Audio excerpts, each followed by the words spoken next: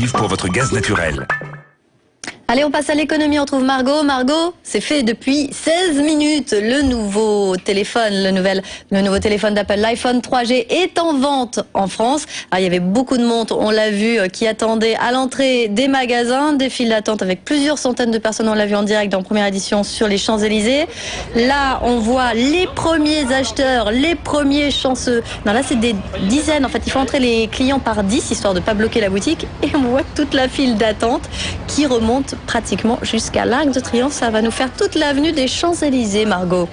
Et oui, on s'attendait, Karine, à cet accueil et c'est bien la cohue, comme vous venez de le voir ce matin, avec ces images en direct devant le grand magasin Orange des Champs-Élysées à Paris.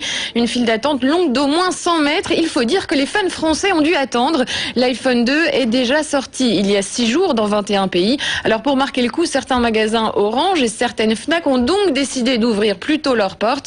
À partir de 10h, vous pourrez aussi le trouver chez Darty, dans les photoservices, les photostations et les Mobistore. Orange n'est donc plus le seul distributeur et ça montre bien qu'Apple a changé de stratégie après le succès très mitigé de l'iPhone 1 en France.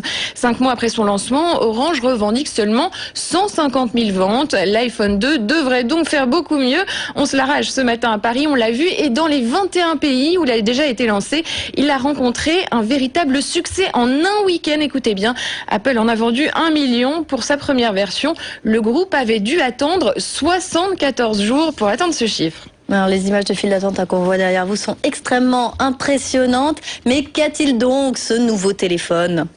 D'abord, Karine, il est plus performant. Il y a toujours le célèbre écran tactile, mais il est doté en plus d'un GPS et d'une puce 3G qui permet de surfer sur Internet 2 fois plus rapidement. Ensuite, les prix sont toujours élevés, mais ils sont plus attractif que la première version. L'iPhone 3G coûte 149 € contre 399 pour son prédécesseur. Le forfait Orange, lui, est vendu à partir de 49 €. Ce téléphone ne s'adresse donc plus seulement aux hommes d'affaires et aux technophiles. Le marché des smartphones se démocratise. Ce serait même l'avenir du portable en France. iPhone, mais aussi les BlackBerry, les ventes devraient doubler cette année. On s'attend à plus d'1,5 million de portables écoulés contre 740 000 l'année dernière. Le marché du mobile plus classique devrait lui progresser de seulement 5%. Bref, les téléphones traditionnels sans Internet, sans GPS, sans écran tactile semblent avoir pris un véritable coup de vieux, mais ils restent quand même plus accessibles. On va aller zou sur les champs, Margot. Allez faire la queue. Allez, je vous donne tout de suite la suite.